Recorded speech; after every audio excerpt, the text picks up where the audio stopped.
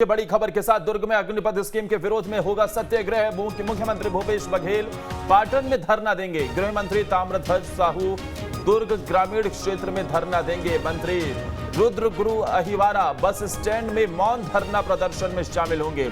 दुर्ग शहर विधायक अरुण वोरा हिंदी भवन के समक्ष धरना देंगे। भिलाई विधायक देवेंद्र यादव सुपेला में सत्याग्रह का कार्यक्रम में जो है उसमें शामिल होते हुए नजर आएंगे।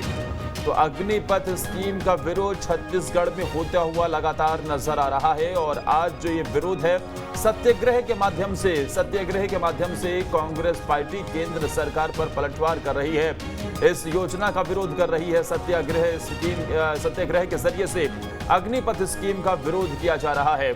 तो ऐसे में आज दुर्ग में अग्निपथ स्कीम के विरोध में मुख्यमंत्री भूपेश बघेल पाटन में धरना देंगे। तो गृह मंत्री ताम्रध्वज साहू दुर्ग ग्रामीण क्षेत्र में धरना देते हुए इस अग्निपथ स्कीम का विरोध करते दिखाई देंगे।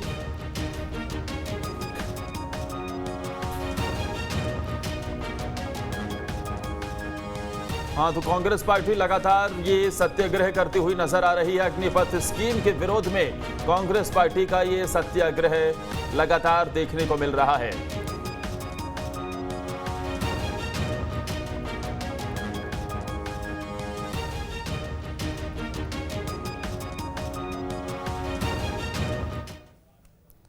वहीं रविवार को जशपुर पहुंचे सीएम भूपेश बघेल का एक बार फिर से अलग अंदाज देखने को मिला है। दरअसल सीएम ने जशपुर हॉकी स्टेडियम में पेनल्टी शूट करते हुए अपने शूट को गोल में बदल दिया।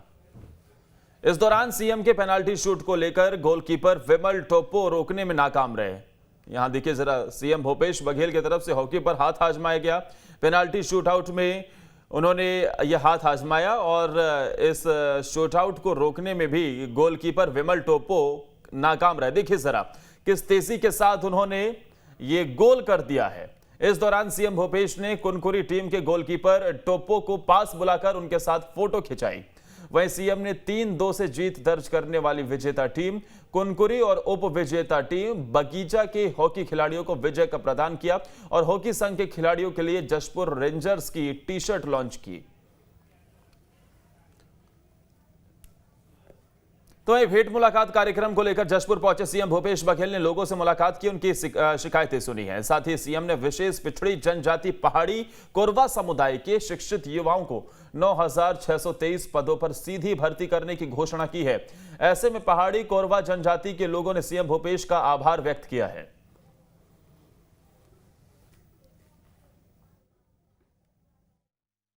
विकास विभाग द्वारा अवगत कराया गया है कि विशेष पिछड़ी जनजाति के शिक्षित प्राप्त युवाओं को उनकी योग्यता अनुसार तृतीय एवं चतुर्थ श्रेणी के पदों पर सीधी भर्ती किए जाने का एक वर्ष में 346 करोड़ 42,80,000 रुपया मात्र व्यय की संभावित है।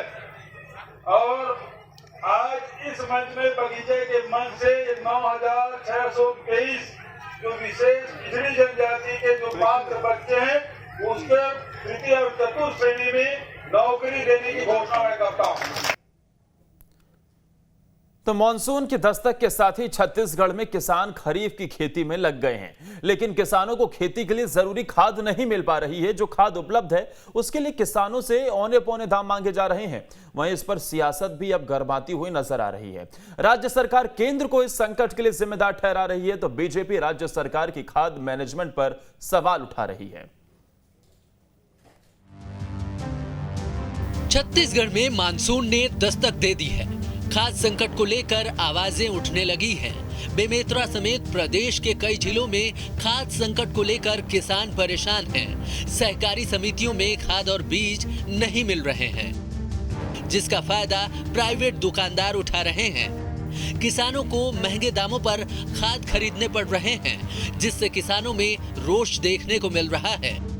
कि पता करें तो अभी खाद तो कुछ भी नहीं है स्टॉक में, और अभी आही तो आप लोग सूचित करे जाही करके तो किसान आदमी हमन कतेक दिन ला खाद के सोसाइटी के माध्यम से इंतजार करत रहो। आगे अभी रोको वगैरह करना है या बुआई भी करना है, खाद के तत्काल जरूरत है, तो सोसाइटी में खाद मिलत नहीं है तो मजबूरी में मार्केट से खरीदे लगी दुगना तिगना रेट में, यही दिक्कत है।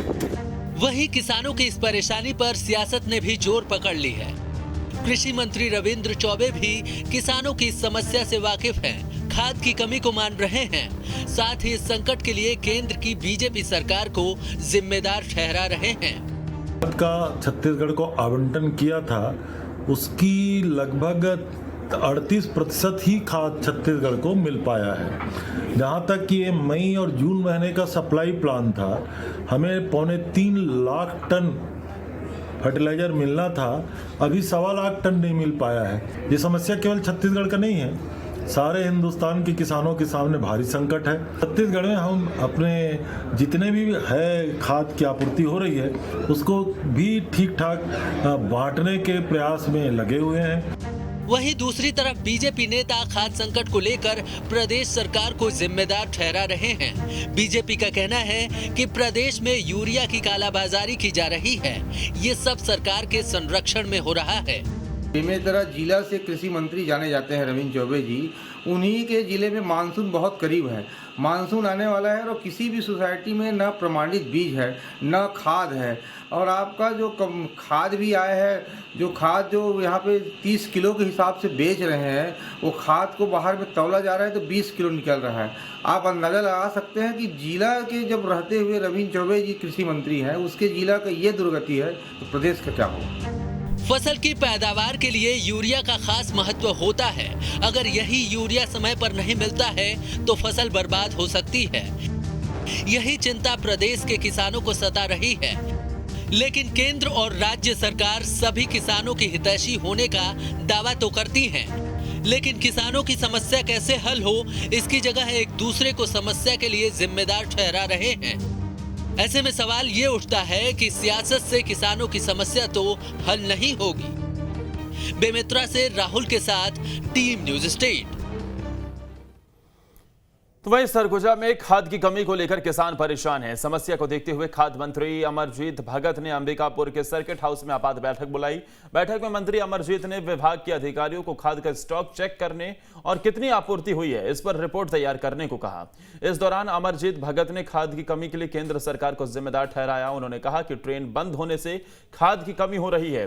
खाद के लिए मांग पत्र भेजा गया है, लेकिन फिर भी केंद्र सरकार खाद कम दे रही है, जिसकी वजह से किसानों को परेशानी का सामना करना पड़ रहा है। मंत्री अमरजीत ने खाद को लेकर प्रशासन को व्यवस्था करने के निर्देश दिए हैं। खाद पूरी तरह से भारत सरकार के अधीन है। राज्य सरकार मांग करती है और केंद्र से उसकी आपूर्ति की जाती है। मांग के अनुरूप आपूर्ति नहीं हो पा रही है।